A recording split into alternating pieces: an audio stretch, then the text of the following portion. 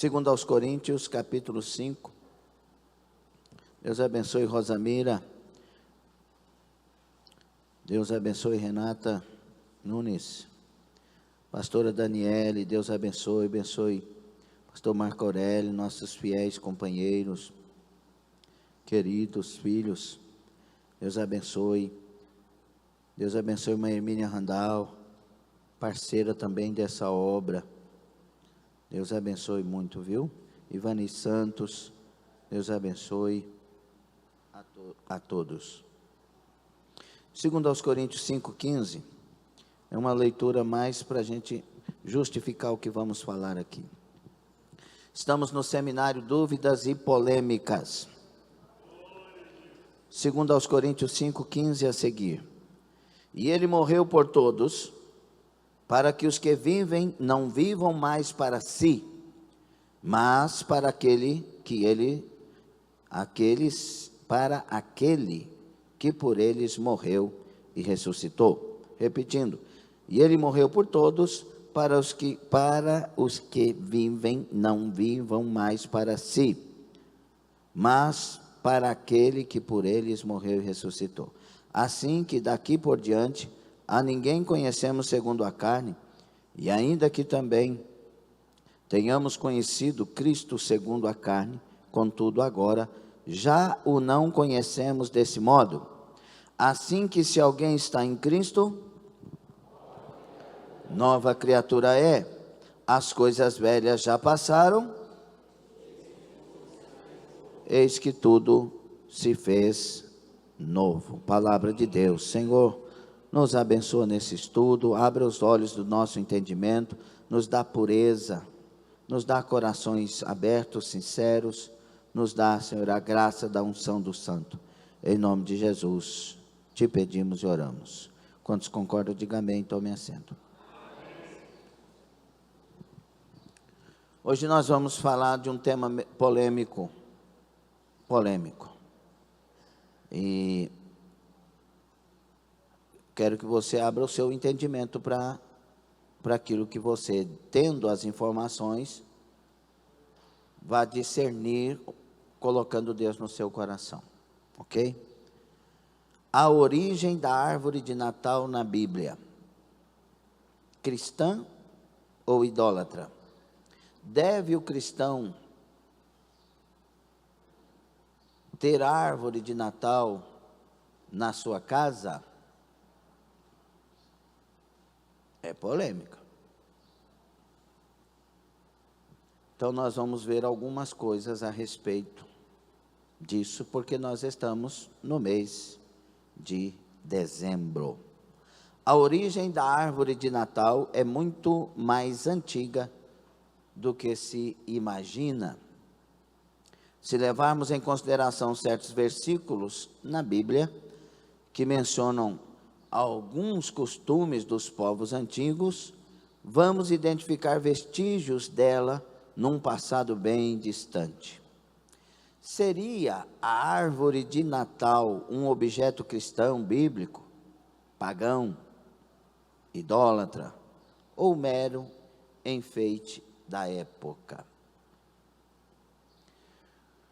Quando nós lemos aqui, ele morreu por nós para que nós, os que vivemos, não vivamos para nós mesmos, mas para aquele que morreu e ressuscitou por nós. A nossa vida é para quem? É para mim mesmo? É para a minha família? Ou é para aquele que morreu por mim? Porque eu vivo para aquele que morreu por mim, eu tenho comunhão comigo e tenho comunhão com os outros. Não pode partir de outro princípio. A minha vida com Deus, a minha comunhão com Deus, me faz ter uma comunhão comigo, intrapessoal, agradável. E me faz ter uma comunhão interpessoal, agradável. Porque isso vai depender de mim. E quando depender de mim, eu vou ter paz com todos. Quando depender de mim, eu vou perdoar quem me ofendeu. Quando depender de mim, eu vou orar pelos outros, vou orar pelos que me perseguem até. Quando depender de mim, eu vou oferecer outra face. Está entendendo por que eu estou falando nesse aspecto, nessa direção? Primeiro vertical, depois comigo e depois horizontal, ok? A comunhão. Porque quem está em Cristo, não estou falando de quem não está. A Bíblia não está falando daquele que não está. Mas quem está em Cristo é nova criatura. Realmente, as coisas velhas passaram. Quando a Bíblia diz coisas velhas, ela está falando de quê? Preste atenção. Ela está falando de quê? De tudo que é uma criatura sem Deus, ou não? Porque tudo vai se fazer novo nele, ok? Então aquela vida morta em delitos e ofensas, aquela vida morto no pecado, naqueles desejos, Efésios 4,17 fala, entenebrecidos no entendimento, aquela vida que o Senhor era outro, ela passou, e agora é novidade. E essa novidade não é porque eu perdi aquelas coisas e agora posso gerar outras. Não. Essa novidade é que a vontade dele veio para dentro de mim. O desejo dele veio para dentro de mim. O querer dele veio para dentro de mim. A natureza dele veio para mim. A mente de Cristo veio para mim. O caráter de Cristo veio para mim. Está entendendo ou não? Então já não vivo eu, Cristo vive em mim. Esse negócio de Cristo viver em mim é porque é o que Ele quer, é o que Ele deseja, é o que Ele aponta, é para onde Ele manda que eu vá. Então, eu morri para que Ele viva. E esse eu morri é um paradoxo, porque a vida, ela vem para mim quando eu morro. Quem perder a sua vida, achará. Jesus Cristo veio para me matar e dar vida com abundância. Você consegue entender isso ou não? Ele vem e me mata, o Zacarias piadista que eu era, o beberrão, o cachaceiro, o prostituto, o adúltero. Ele vem e mata. E aí fala assim, peraí, morreu? Morreu. Agora recebe vida com abundância. Porque agora eu vou viver a vontade dele, o propósito dele. E por que eu estou usando esses textos para falar de árvore de Natal? Para você entender se deve ter ou não. Porque uma coisa, quando Jesus me converteu, José Maria, quando Jesus me converteu, irmã missionária Cleide, Rubens Brandão, quando Jesus me converteu, eu fiquei com ciúme dele. É uma coisa esquisita, né? Tudo que quer roubar o lugar de Jesus, eu tenho ciúme. Você entende isso ou você não compreende isso? Tudo que quer tirar Jesus de mim, eu tenho ciúme. Tudo que rouba a figura, por exemplo, o coelho na Páscoa, por favor, eu já encontrei Jesus. O que tem a ver coelho na Páscoa para nós cristãos? Porque é o Cordeiro de Deus que tira os pecados do mundo, não é o coelho que traz ovo, que ele não bota ovo. É uma agressão. E a gente fica brigando por causa daquilo. Rouba a cena de Jesus, não dá para perceber? Ou não? Ou nós já estamos tão...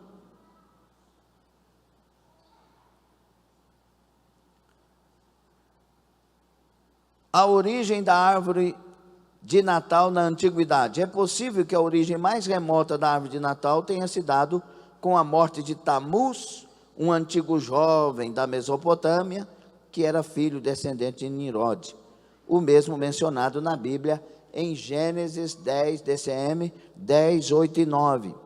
Disse que este mesmo Nimrod foi o líder da construção da Torre de Babel, dizem, mas isto é assunto para outro momento.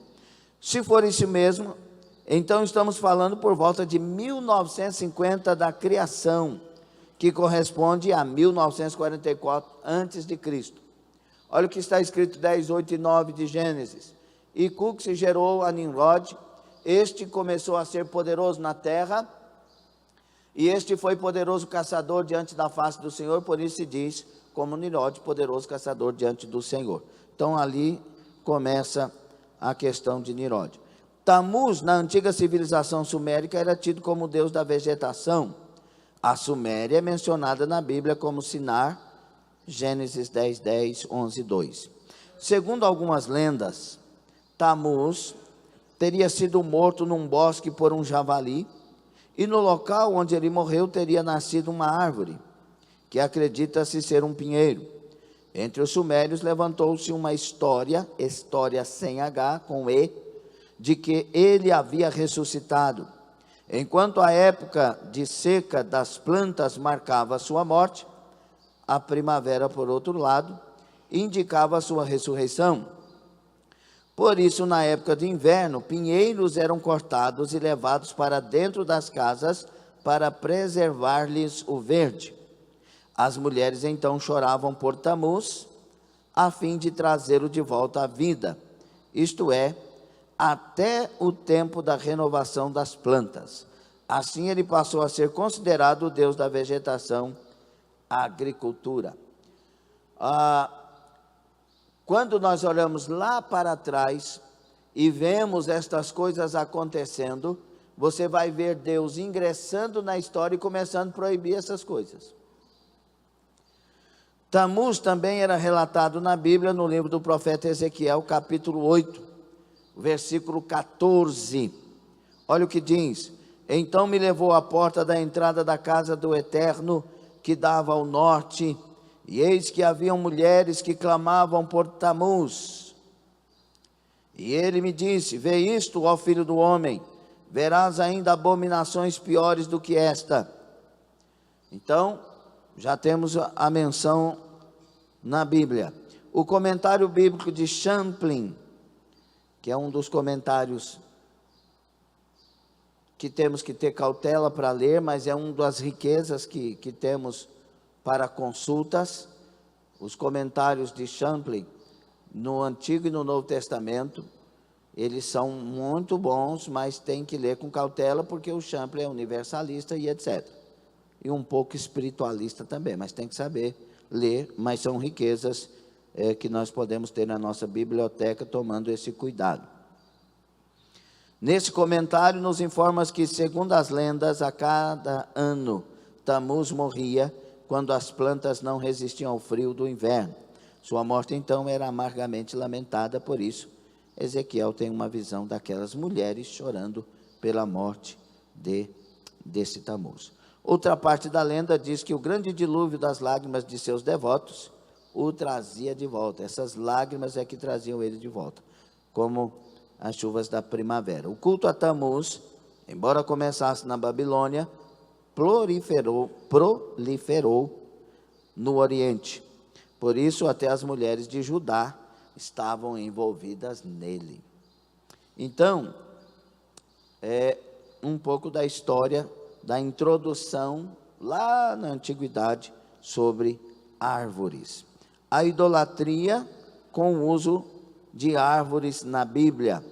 O culto antigo ao deus sumério da vegetação Tamuz proliferou-se pelo Oriente Médio. Quando Deus libertou o povo israelita da escravidão do Egito Antigo, por volta de 2448 da criação, ou seja, 1446 a.C., o culto idólatra com uso de árvores era popular em várias nações, a tal ponto de proibi-los de praticar o mesmo.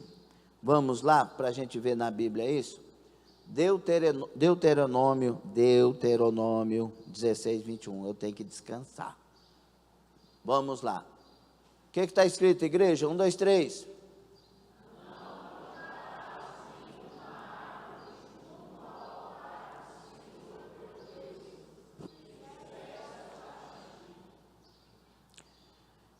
Aqui, meus irmãos, já começam as instruções de Deus e os mandamentos. Uma pausa aqui. Deus muda. O Deus do Antigo Testamento não é o Deus do Novo. O que vocês acham?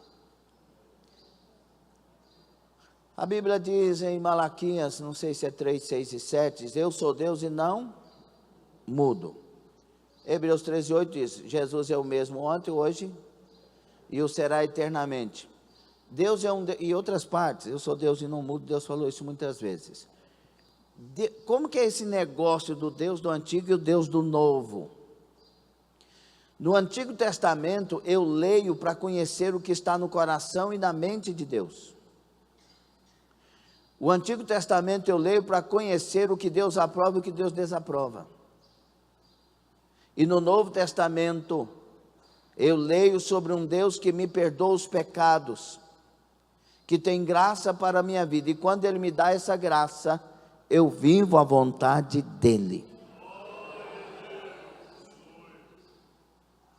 Por volta do século VII, antes da nossa era, no livro do profeta Jeremias, essa deusa que vai ser citada, né, nos textos, a Zera, que no hebraico é a Xerá, essa deusa, ela é uma deusa cananeia, ela vai ser identificada como a rainha dos céus. Lembra vocês alguma coisa? Rainha dos céus. Uma reunião familiar com comidas típicas era realizada em homenagem a essa deusa. Quando você olha para o Antigo Testamento, essas questões, e você vê a criação da mente humana, de outros deuses para o nosso tempo, aí você vai encontrar a razão dessas coisas. Eu não posso falar muita coisa abertamente, porque senão eles cortam. Jeremias 7,18, vamos lá? O que está escrito? Os filhos apanham a lenha, e os pais acendem o fogo, e as mulheres preparam a massa para fazerem bolos à rainha dos céus, e oferecem libações a outros deuses para mim. O que você enquadra aqui também nesse versículo? Lembra das festas juninas? Não é isso que faz? E quem é que exalta nas festas juninas? Por acaso é Jesus? Por acaso é Deus Pai? Por acaso é o Espírito Santo? Porque tudo que é para a Trindade Santa, a gente aprende desde criança mesmo, nem conhecendo a Bíblia, que Deus é Pai, Filho e Espírito Santo. Sim ou não? Aí depois vem outros deuses criados pelos homens. Estamos falando aqui de um tipo de culto muito duradouro em vários lugares do mundo, envolvendo mitos e divindades diferentes. Da época do mito de Tamuz até o profeta Jeremias são cerca de 1244 anos, e essas coisas vão crescendo e expandindo. Vejam bem que nós não estamos estudando aqui a religião, nós estamos estudando o que a Bíblia diz. Não é o que os evangélicos pensam, ou o que os católicos pensam, ou o que os espiritualistas pensam, não, é o que a Bíblia diz, é o que a palavra diz. Então, agora, o que é de se espantar é a similaridade entre certos costumes natalinos atuais e costumes idólatras antigos. Como explicar a origem do costume de se cortar um pinheiro na época do Natal, em dezembro? Levá-lo para dentro de casa e enfeitá-lo de diversas formas. Talvez a Bíblia tenha uma explicação histórica para isso, como veremos no versículo a seguir. Jeremias 10, 3 e 4. Jeremias 10, 3 e 4. Porque os costumes dos povos são vaidade, pois corta-se do bosque um madeiro, obra das mãos do artífice, feita com machado. Com prata e com ouro o enfeitam, com pregos e com martelos o firmam, para que não se mova. Dá para ligar? Principalmente Estados Unidos, Europa, que eles vão nas florestas cortar, ou vão em lojas especialistas que já tem ali tudo cortado, conforme justamente o que está escrito. Sim ou não? Em prática, ou essa prática antiga não se assemelha à do Natal de hoje? Lá, irmãos, nesses lugares, eles pegam esses pinheiros, enfeitam e fazem tudo o que está escrito aí. Mas isso não é tudo, pois na antiguidade também eram feitos até mesmo bolos exclusivos para essas ocasiões festivas que envolviam toda a família, como vimos no versículo bíblico acima citado. Coincidência ou não, os bolos chamados panetones são exclusivos da época de Natal. É intrigante a semelhança destes costumes tão antigos com o Natal, que é celebrado na atualidade. Você já tinha visto esses versículos na Bíblia? Você já tinha relacionado eles ao Natal? Por que a Bíblia está nas nossas mãos? Mas não fica nervoso não, que no fim a gente equilibra as coisas, tá bom? Tá tranquilo? Pastor, é que eu tenho uma baita de uma árvore lá em casa. Fica tranquilo, não desespera. A árvore de Natal pós-era cristã. Atravessando os séculos, o costume de se colocar um pinheiro enfeitado dentro de casa na época do solstício de inverno, no hemisfério norte, também adentrou a religião cristã posterior, como seus papas lhe deram por costume misturar crenças e culturas. Isso aconteceu na história, a maioria já sabem disso. São Bonifácio, bispo de Saxão, que promoveu a cristianização de alguns povos da Germânia durante o século 8 a.C., encontrou alguns germânicos, ou pós-Cristo, alguns germânicos realizando sacrifícios em um carvalho. Para convertê-los, São Bonifácio derrubou a árvore e mostrou às pessoas que nada havia acontecido com ele. Assim, aproveitou a oportunidade para convertê-los ao cristianismo. Isso é que nós chamamos de cristianizar. Então, após derrubar o antigo carvalho, o missionário católico resolveu plantar no mesmo lugar um pinheiro e o adornou com maçãs e velas, dando-lhe um simbolismo cristão. As maçãs representavam as tentações, o pecado original, uma referência à árvore do Jardim do Éden, que lá não tinha nada a ver com maçã também, né? E as velas representavam Jesus, a luz do mundo. Dessa forma, o antigo culto a Odin, no período da festa do solstício, foi substituído pelo culto à divindade cristã. Assim, o pinheiro, com esses enfeites de simbolismo cristão, começou a ser usado para celebrar a criação do mundo e dos primeiros seres humanos por Deus. O pinheiro adornado passou a ser chamado por eles de árvore do paraíso. É por isso que eles vão citar agora Martinho Lutero, porque tem a tradição de que tudo começou com Martinho Lutero também. É possível que mais tarde isso tenha inspirado Martinho Lutero, o pai dos cristãos protestantes e evangélicos atuais, a ter uma árvore de Natal também. Conta-se que em uma noite de inverno, no mês de dezembro, no século XVI, ao andar pela floresta, Lutero ficou impressionado com os pinheiros cobertos de neve, iluminados pelas estrelas do céu. Ele achou que aquilo era tão bonito que foi para casa e disse a seus filhos que a cena lembrava Jesus, que deixou as estrelas dos céus para vir à terra no Natal. Então, para reproduzir a bela cena que tinha presenciado, ele arrancou um pequeno pinheiro e o levou para casa. Lá, chegando, colocou o pequeno pinheiro num vaso de terra, Chamando a esposa e os filhos, decorou-os com pequenas velas acesas, afincadas nas pontas dos ramos, com papéis coloridos, algodão e entre outros ornamentos. A partir daquele momento, o pinheiro passou a ser usado como símbolo do Natal em sua casa. Depois, isso também influenciou outras famílias. O ato de Lutero é no mínimo curioso, pois, coincidência ou não, como vimos mais acima, este costume de se cortar árvores dos bosques e levá-los para dentro de casa durante o inverno, que é no hemisfério norte, era praticado como um ato de idolatria no passado, algo que naturalmente foi reprovado por Deus. Nós lemos Jeremias 10, 3 e 4. Não sabemos se Lutero de alguma forma foi inspirado pelo costume idólatra antigo, mas as semelhanças são bem claras e notáveis, não é verdade?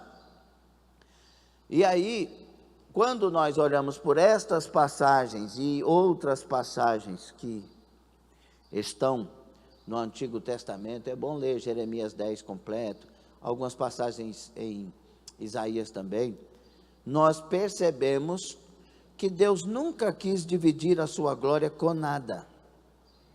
Que você, se você tem Deus, você já tem tudo. Que Deus, quando colocou Israel em Canaã, que ainda não era Israel, porque Davi é que vai organizar Israel como nação e etc.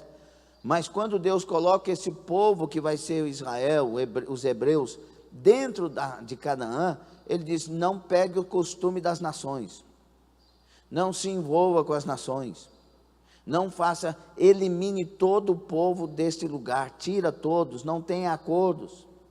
Por quê? Porque Deus quer um povo exclusivo seu.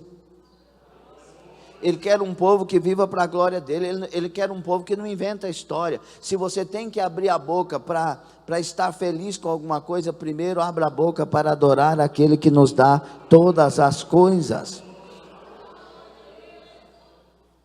A árvore de Natal moderna, então.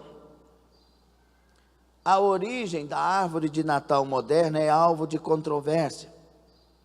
Existem aqueles que falam que ela surgiu em Tallinn, atual Estônia, em 1441, enquanto outros falam que surgiu em Riga, atual Letônia, em 1510. Ainda quem fale que ela surgiu em Bremen, na Alemanha, em algum momento do século XVI. Neste último caso, ligado ou linkando a Martinho Lutero como inspirador. O primeiro uso documentado de uma árvore nas celebrações de Natal e Ano Novo foi na praça da cidade de Riga, capital da Letônia, na Europa, no ano de 1510.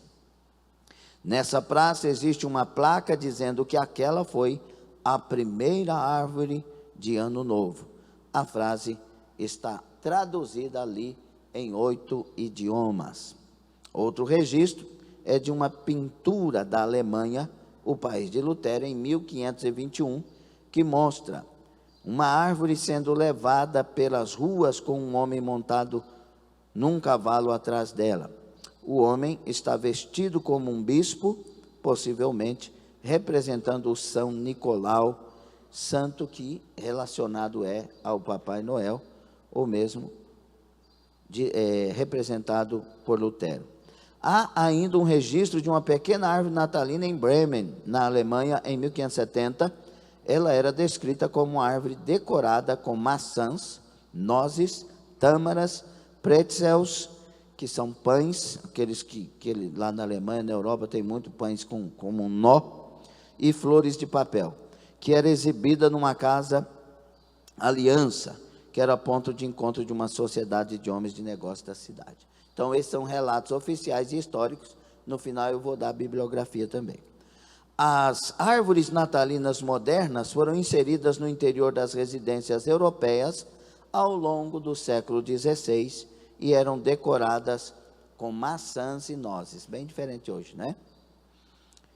Porém, elas começam a se tornar mais populares mundialmente no século XIX por conta da Rainha Vitória e do Príncipe Albert do Reino Unido. Como a mãe da rainha Vitória era alemã, a tradição de decorar árvores de Natal passou a ser realizada também na Inglaterra. Isso fez com que o símbolo se popularizasse no Reino Unido e se espalhasse por todas as partes do mundo. Em 1846, estes membros da realeza, a rainha Vitória e seu príncipe alemão, Albert, foram ilustrados no Jardim de Londres com seus filhos em torno de uma árvore de Natal. Ao contrário da família real anterior, Vitória era muito popular com seus súditos e o que foi feito na corte imediatamente tornou-se moda não só na Grã-Bretanha, mas em todos os países de língua inglesa, se espalhando depois para outras partes do mundo. Fazendo questão de ler, porque também tem essa questão de não falar o que estou falando, mas o que eles falaram, tá bom? Por sua vez, no continente americano, a tradição da árvore de Natal foi traduzida pelos alemães, muito provavelmente inspirados por Lutero.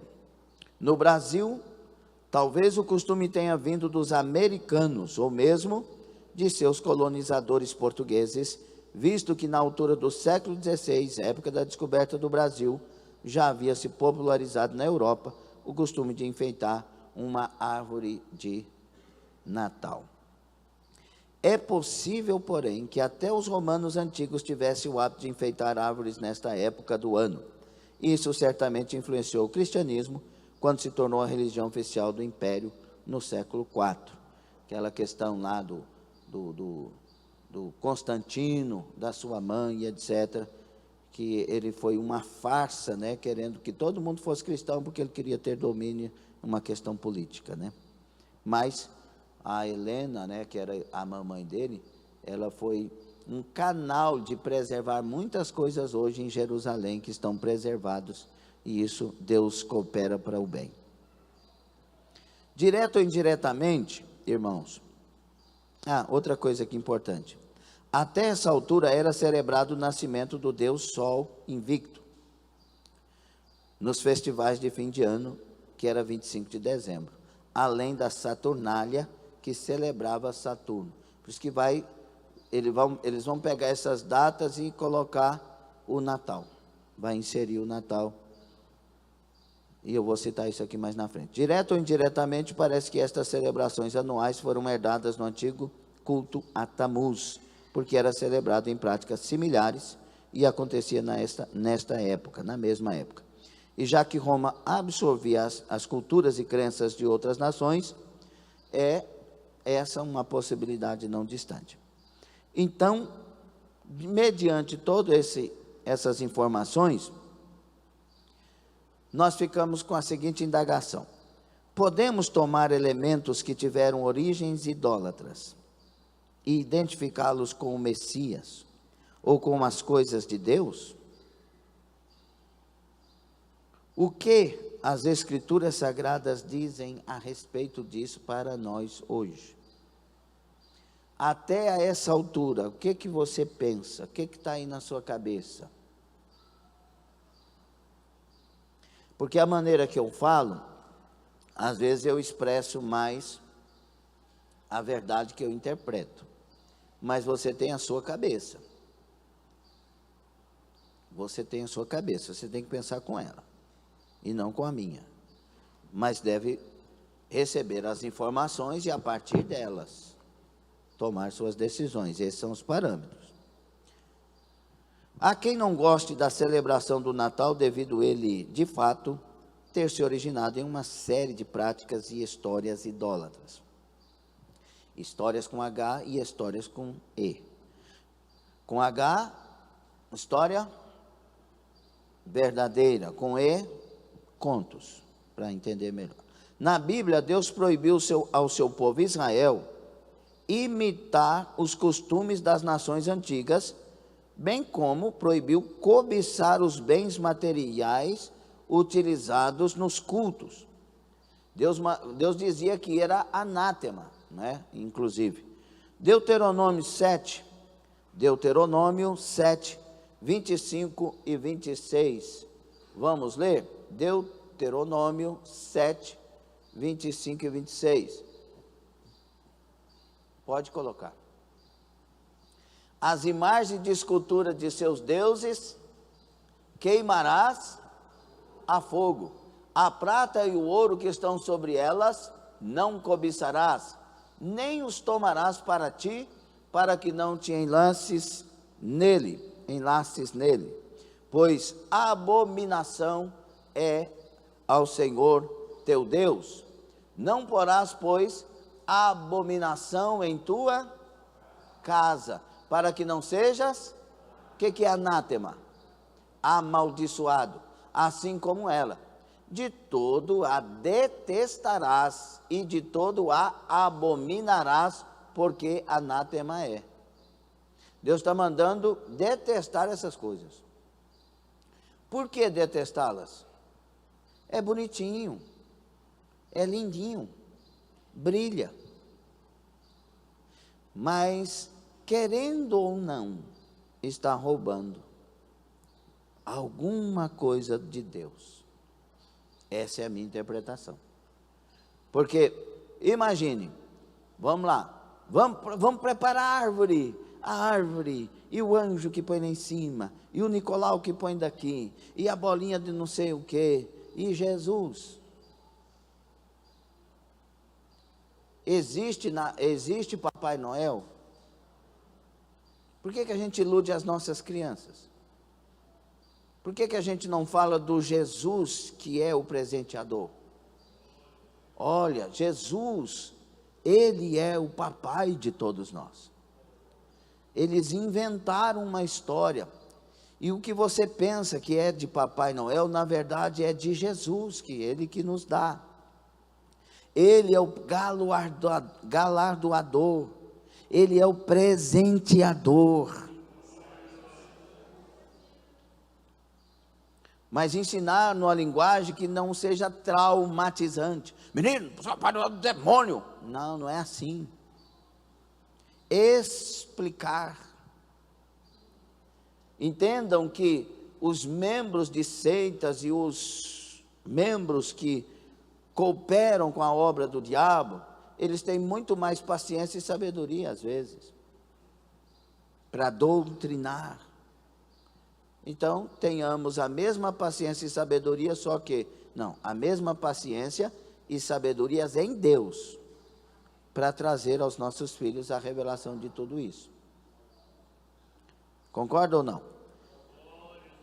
Deuteronômio 12, 29 a 32, aproveita aí, é só virar a página. Deuteronômio 12, 29 a 32, manuseie a Bíblia, tenha esse carinho com a sua palavra, com a sua Bíblia aí na sua mão.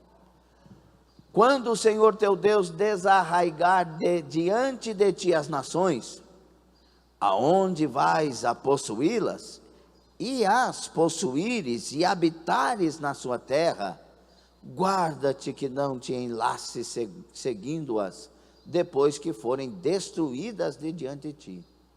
Que não perguntes acerca dos seus deuses, dizendo, assim como serviram estas nações os seus deuses, do mesmo modo também farei eu.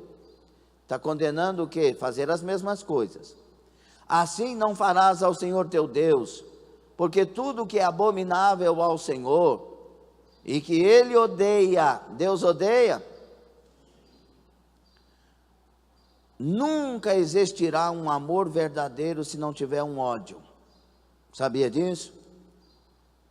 Por que que Deus nos ama e Deus é amor e tem que ter ódio? Como assim, pastor? Deus odeia o pecado, porque o pecado tira nós dele, que somos alvo do seu amor. Entendeu ou não?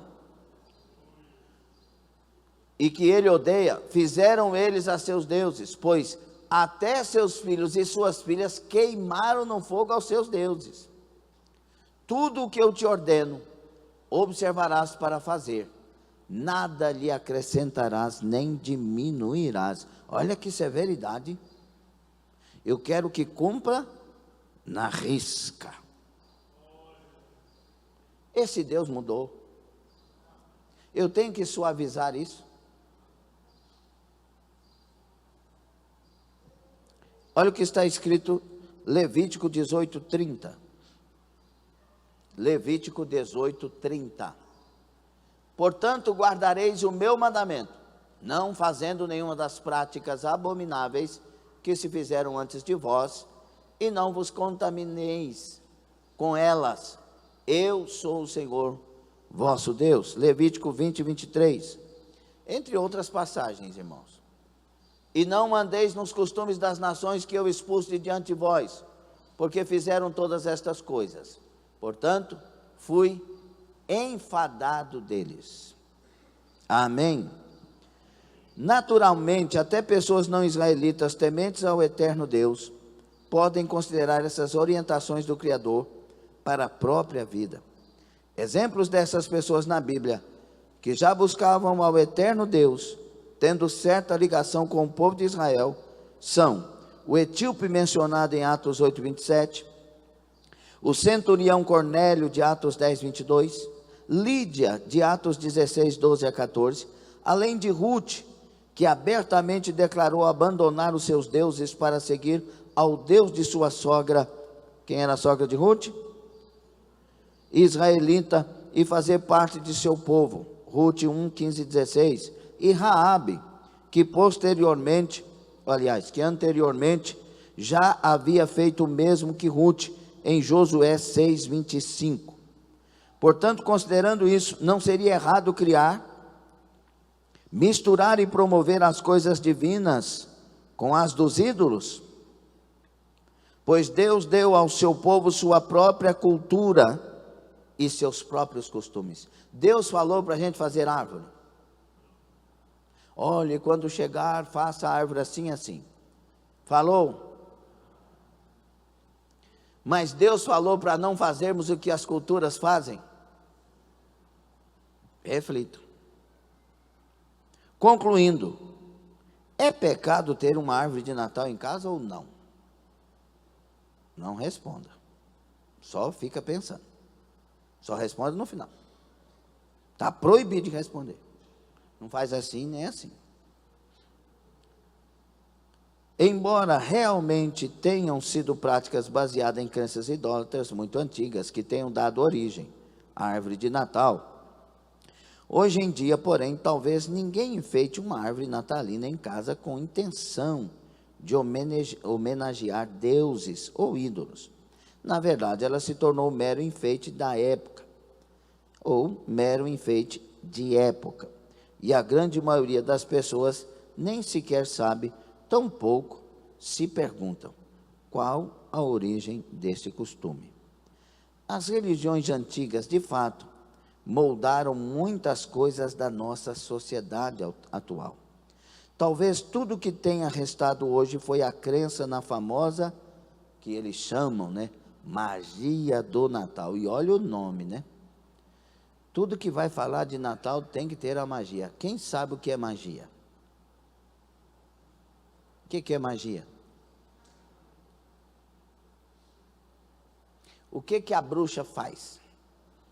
Magia.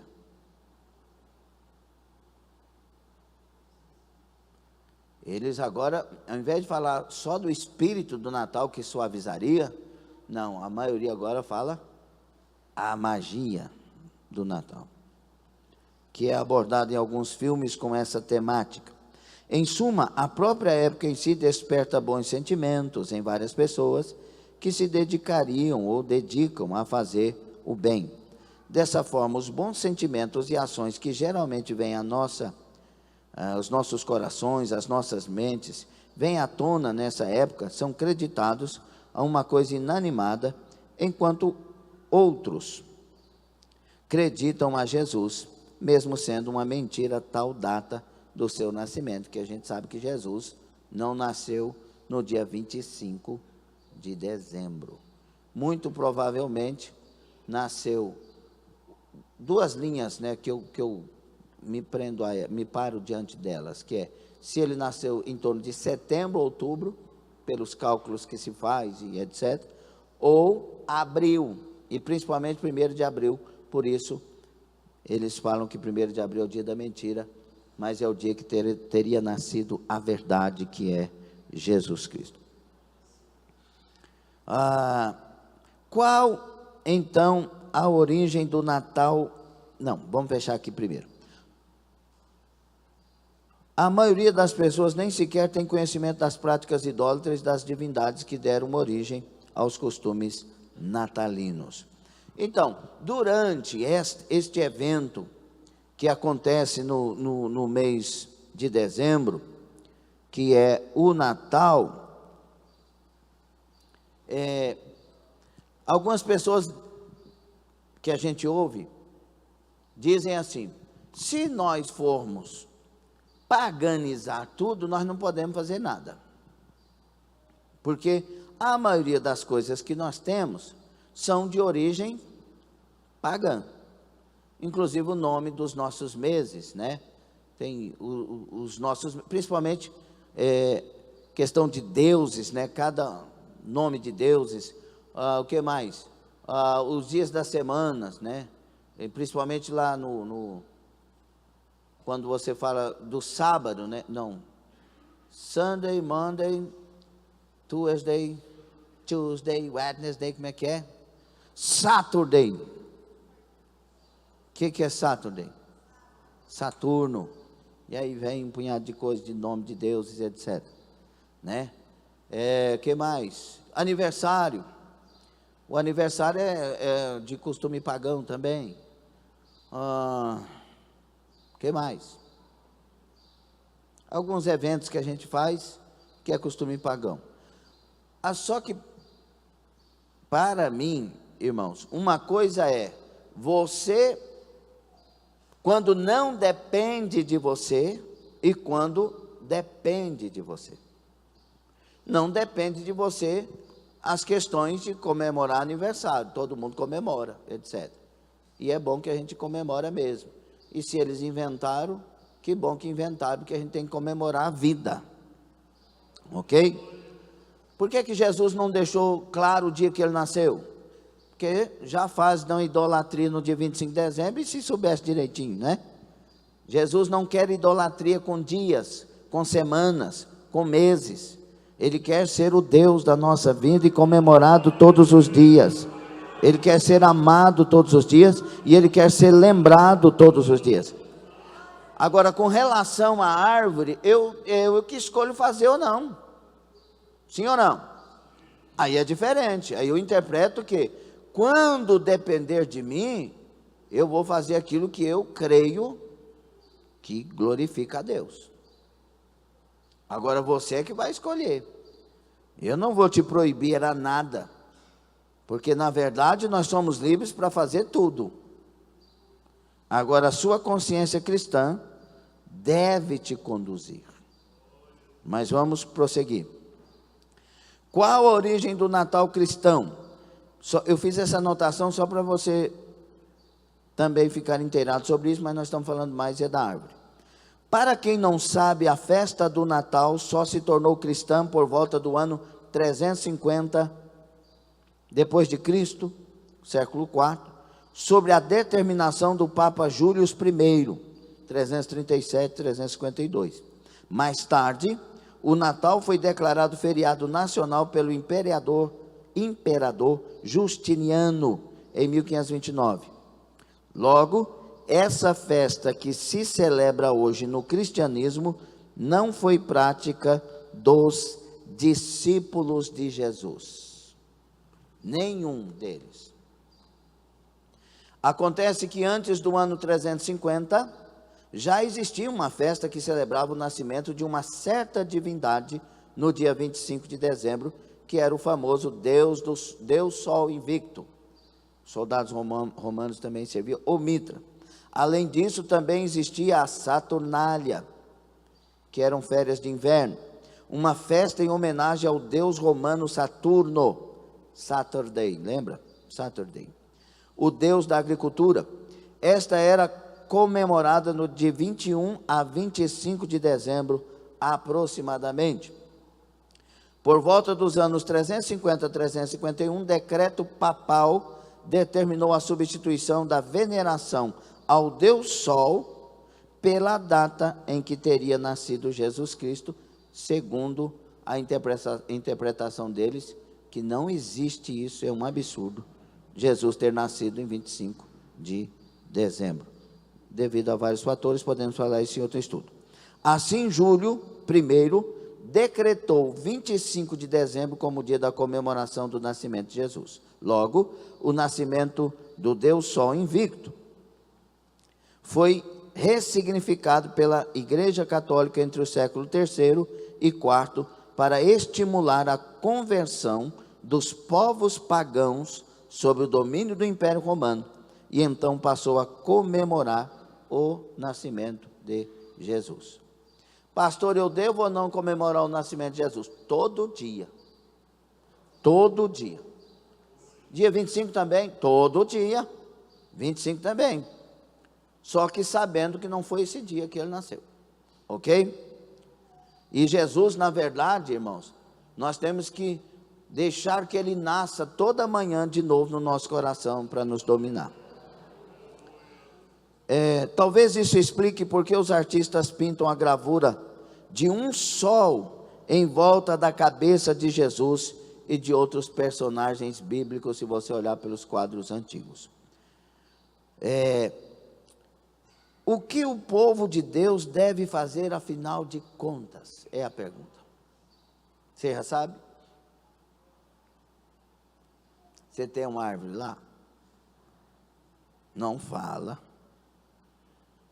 Continua alimentando o sincretismo religioso criado e promovido há muito tempo atrás, ou abandona tal celebração dessa época de fim de ano?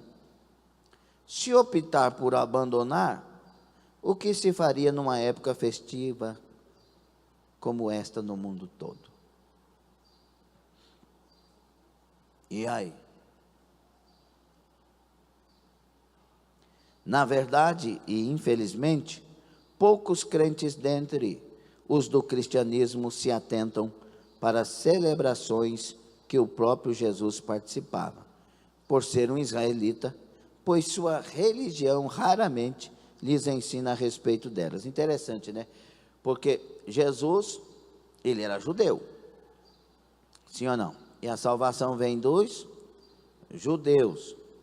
Agora tinha nos judeus o judaísmo, a religião do judaísmo. Uma das brigas maiores que Paulo teve, que os discípulos tiveram, é essa questão dos cristãos judaizantes, que eles queriam que eles aceitassem Jesus, mas pegassem os rituais e os costumes judaicos, como por exemplo a circuncisão, que Paulo vai trabalhar com eles, dizendo que a circuncisão na verdade é de coração, não é quem foi marcado no prepúcio, mas quem tem um coração verdadeiramente marcado por Deus e para Deus. Mas a religião de Jesus, eles celebravam, comemoravam o Hanukkah, que era a festa judaica, mas ninguém está olhando para isso. Por quê? Porque o interesse era outro, não é verdade? Então, que era a festa da dedicação. O que você pensa a respeito desse assunto? O que você decide no seu coração? Comemoramos ou não? Querem ouvir minha opinião? Comemoramos. Todos os dias, inclusive o dia que for. Agora, adotamos estas coisas ritualísticas? Não. Você pode ter na sua casa, eu não vou te condenar, é uma questão sua, mas na minha casa não tem. Quem brilha, do meu ponto de vista, e deve brilhar, é a presença do Senhor, que não vai ser representada por nada. Nem tampouco, por exemplo, eu tenho na minha casa, gente, esqueci o nome da coisa. Você vai entrar lá nos portões de Jerusalém, de qualquer cidade ali em Israel, tem aqui no portão. Mezuzá. A mezuzá, né? Eu tenho uma mezuzá lá em casa, mas eu comprei para dar aula, e aí eu trago e mostro o que era mezuzá, por exemplo. Mezuzá é uma pecinha assim, desse tamanho, né? Quem foi lá em Israel lembra disso, né? Eu já esqueci quem foi, a Bia, os irmãos, o irmão Cleomar, a Sônia. Não estou vendo o rosto do irmão Cleomar, estou preocupado. Está ali, né? Aí para ensinar, o que estava lá dentro da mesa? Todo judeu, quando passa num portão, passa a mão na mezuzá e faz a oração, a reza deles no caso. O que está lá? Deuteronômio 6,4. Amará, o Shema Israel Adonai Eloheinu Adonai Echad, no hebraico. Ouve Israel, o Senhor é um. É o Deuteronômio. Amarás o Senhor de todo. Dentro de cada mezuzá tem aquilo, e eles passam ali, né, e fazem é o costume deles, né? Eu tenho a mezuzá para ensinar, mas eu não vou pôr na minha casa nada que represente Deus. Eu tenho que ter na minha casa a presença de Deus. Eu tenho que ter na minha vida. Outra coisa, eu não adoto uma cruz. Irmãos, o meu pensamento é diferente do de John Stott, e é igual a alguns outros famosos pensadores e escritores. Como que eu vou pôr o símbolo daquilo que matou Jesus no meu peito? Para mim, eu já não preciso de símbolo nenhum, né, nesse caso. Mas a cruz, Jesus foi morto na cruz. Se alguém pegou seu pai, matou numa cruz, aí você pega e põe uma cruz no peito para lembrar que mataram ele na cruz? Não é meio esquisito, não? Ainda mais que eu fiz trabalho de libertação muitos anos, ou muito tempo. E tem um demônio que chama Crucitas, que está atrás de uma cruz, que ele é aquele que esconde atrás de cruz. Por isso você vai ver AC/DC, Iron Maiden, essas criaturas do rock, eles têm cruzes, eles usam as cruzes. Mas aí também não quero briga, só não quero ter nada além da presença de Deus na minha vida, que para mim é suficiente. É suficiente. Você acha que a árvore de Natal de nossa atualidade é mero enfeite de época, ou realmente continua a ser um objeto idólatra? Você vê o Natal como época de se recordar do nascimento do Messias, mesmo não tendo ele nascido nessa data, ou acha que se trata de uma festa pagã, ou com falsa roupagem, né, bíblica? Então, o que nós podemos equilibrar? O mundo comemora o nosso Salvador, então glória a Deus.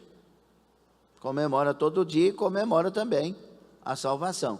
Só que na minha casa eu não preciso de símbolo nenhum. Eu já tenho Jesus. Eu não pego o meu Jesus e levo para casa como uma imagem. Não. Ele é que me pega pela mão e me carrega todo dia. Eu não posso fazer o que Deus disse para não fazer. Ir lá no bosque, pegar uma madeira, criar um Deus, fazer um Deus da prata, fazer um Deus do ouro, e depois de fazê-lo, dobrar diante dele. Então quem é Deus? Quem é Deus sou eu, ué. Eu fiz um Deus, trouxe para casa e eu mando nele. Não, o Deus que fez os céus e a terra, ele governa tudo e todos, ele é soberano, ele está sentado no trono, nada toma o lugar dele. Eu não posso fazer aquilo que Paulo, escrevendo aos Romanos, disse para não fazer. Ele disse: olha, a criação revela que Deus existe, e os homens são inexcusáveis. Como que eu posso pegar a criatura e colocar na frente do Criador? Como que eu posso pegar a mentira e colocar no lugar da verdade? A verdade é que Jesus Cristo é Rei, é eterno, é santo. Ele não precisa de representação nenhuma. Ele se representa com a sua gloriosa presença. Amém? Pastor, mas eu posso dar uma volta lá no centro? Pode. Pode ver as lamparinas, as luzes? Pode, meu filho. Só que isso não tem nada a ver conosco. Pode achar bonito, a gente acha bonito aquele tanto, né? Passei lá em Oviedo, né? Oviedo lá numa rua esquisita, que tem uns negócios esquisitos lá, mas fizeram um túnel lá, de muitas luzes, né? A praça do São Francisco lá, muito bonita, recheada de luz, muito lindo mesmo, mas aquelas luzes não conseguem acender a luz da minha alma. Quantas pessoas vazias contemplando as luzes, e quantas pessoas cheias da luz, aleluia, contemplando o Criador e a vida. Não inverta as coisas. A luz que nós precisamos é a luz da presença de Jesus Cristo. Quais são as fontes bibliográficas? A origem da árvore de Natal pela CPAD News. Origem da árvore de Natal por Mundo Educação. História e significado da árvore de Natal por A Voz da Serra Acervo. Você conhece a origem da árvore de Natal pelo site Mega Curioso. E você pode entrar em esses aí e confirmar tudo por lá também. Amém? Alguma pergunta rápida, breve?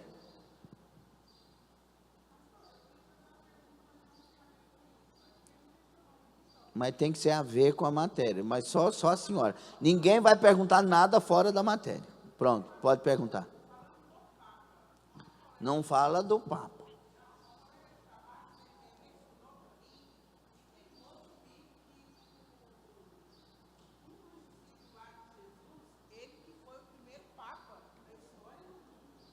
Eles falam que Pedro foi o primeiro Papa, né?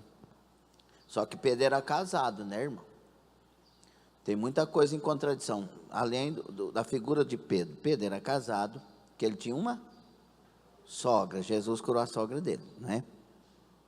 Outra coisa, Cornélio chegou diante de Pedro, dobrou diante dele, quis adorar, falou, não, levanta, eu sou homem igual você, ele não recebe adoração.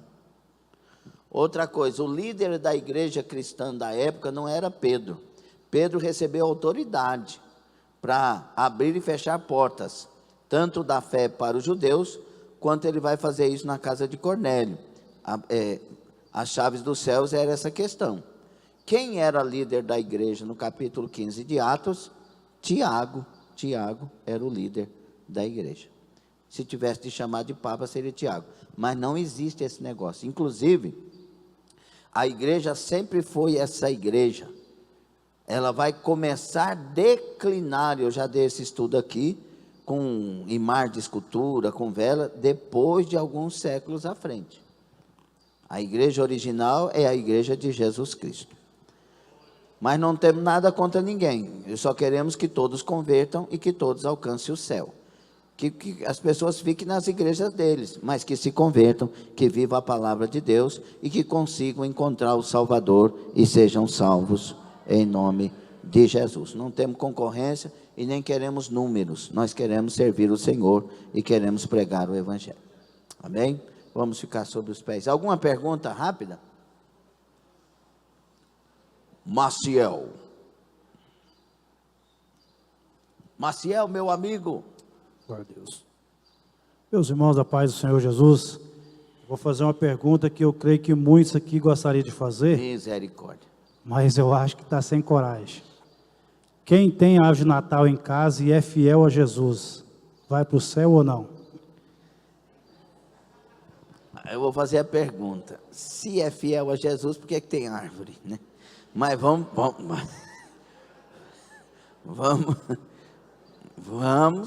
acalmar os ânimos, né?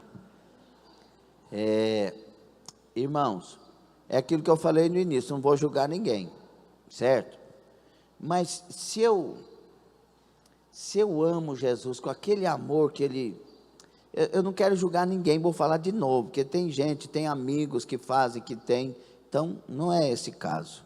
Mas para mim, Eu amo Jesus. A forma que Jesus me deu essa graça de amá-lo é uma forma que Ele é suficiente para mim.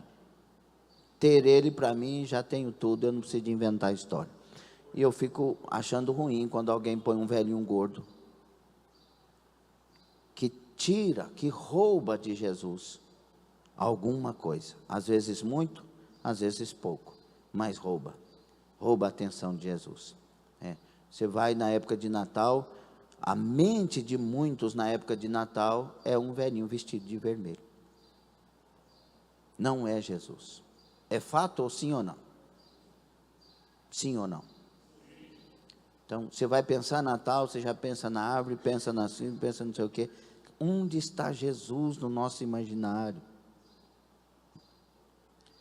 Jesus tem que ser o primeiro do nosso pensamento, o primeiro dos nossos motivos, das nossas razões, e sem inventar. É o meu pensamento. Maciel, é o meu pensamento. Então, cada símbolo que quer roubar Jesus, eu não concordo. A conversão que Jesus me deu é aquela conversão de que Ele é suficiente. Pronto, eu já tenho Jesus. Inclusive, talvez uma pessoa que me mandou uma vez uma mensagem não tenha me entendido. Há muitos anos atrás, falou para mim, você precisa passar por Calvino, você precisa passar por não sei o quê. Aí eu até fiz um banner na época. Eu já passei por Jesus. É claro que eu tenho que ler os escritos de Calvino, que é muito bons, maravilhosos, de Armínio, de Agostinho, de Pelágio, de tantos homens de Deus, né? Nós temos que ler, mas passar por Jesus já é tudo. Nós devemos estudar, nós devemos ir a fundo em todas as coisas, mas passar por Jesus é tudo. Você tem que ter argumentos para poder refutar muitas coisas também, precisa estudar, mas passar por Jesus é tudo. Eu lembro de um querido que Deus converteu ele e ele deixou a maçonaria. E aí a gente sabe que tem muita gente por lá fazendo muita coisa, né? E aí eu perguntei para ele assim, quando alguém me falar sobre o senhor que deixou, o senhor que teve uma revelação de Deus sobre todas essas questões de lojas maçônicas e tal. Aliás, eu tenho um livro que ele é uma relíquia, que fala de todas as lojas de um grande escritor que acabaram as edições e ele foi perseguido muito por causa disso.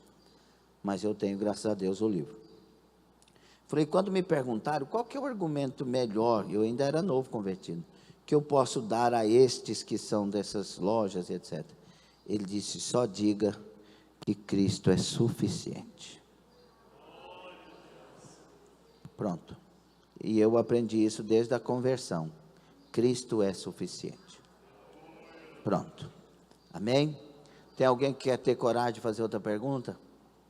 Ok, Maciel? Gerson Monório. Cadê o Gonçalo? Dê glória a Deus, Gonçalo. Não, mas está forte. Jesus amado. Ajuda aí, Pedro. Cadê o Pedro? Dê glória a Deus. Ó. Ficou bravo com Pedro. Fala, Gerson. Paz do Senhor, meu pastor, paz do Senhor, igreja. Pastor, a respeito da ceia de Natal, não é uma festa pagã, não é uma festa dos antigos, que a pessoa tem que comer lentilha, tem que comer romã, tem que vestir de... Como que o crente, o cristão, tem que ceiar? Como que é a ceia de um cristão, nesse caso? Você está de mal comigo. Olha, meus amados, o cristão tem que saber como se comportar em cada situação, ok? Glorificando Jesus e mostrando a luz de Cristo em sua vida. Quando Paulo tratou sobre coisas semelhantes em 1 Coríntios 10, porque na época tinha a carne do açougue. Como assim, pastor? É que os camaradas que ofereciam um animal em sacrifício, vendiam a carne para os açougues. E aí os açougues vendiam aquela carne que era oferecida em sacrifício. Aí Paulo enfrentou esse grave problema. Como fazer agora? Porque você vai no açougue, é sacrificado ou não, como é que faz? Aí Paulo falou assim: se você souber que é sacrificado, eu aconselho que não compra por causa da consciência. Se você não souber, não pergunta. Ou seja, nós somos abençoados. Mas por causa da consciência, evita aquilo que você souber. Então você vai num lugar, foi consagrado, você sabe que foi, então evita. Não foi, consagra ao alimentar-se. E não questiona. Ok? Entendeu ou não? Entendeu? E não condene. Quem sabe a verdade é você, o outro não sabe. Não condene. E não faça cara feia.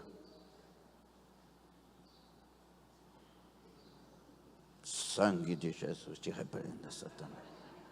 Não faça isso. Ok? Saiba comportar de tal maneira que você resplandeça algo diferente, e esse algo seja a presença de Deus. Amém? E quando depender de nós, não vamos fazer nada disso, nós vamos fazer a ceia que a gente gosta de comer. Assa leitoa, assa o que você quiser, e come o que você quiser, e pronto.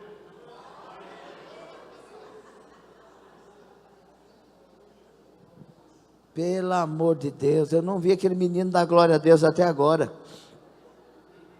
Assa o que você quiser e come, consagra a Deus e pronto, amém? E veja se come mais cedo para não fazer mal para a saúde. E as grávidas que se guardem, pronto, amém então? Vamos orar? Você ficou achando ruim o estudo? Tranquilo? Amém então, vamos orar então. Põe a mão no seu coração, olha, peça que o Senhor te dirija. Viva livre. Você é livre em Cristo. Todas as coisas me são lícitas, mas nem todas me convêm. Todas as coisas me são lícitas, mas não me deixarei dominar por nenhuma delas. Seja livre. Ok? Põe a mão no seu coração. Senhor nosso Deus e Pai, te louvamos por esta época, onde pessoas se quebrantam, se tornam mais amistosas, amorosas, generosas. Que esse espírito não seja só deste tempo, mas que seja de todos os tempos, porque pessoas tiveram um encontro verdadeiro com o Senhor Jesus Cristo. Perdoa as nossas falhas e pecados, dá compreensão a todos nós, para vivermos enquanto luz no país pagão, com pessoas que não conhecem ainda o Senhor. Nos faça resplandecer e brilhar, cheios do amor do Senhor, a luz do Senhor.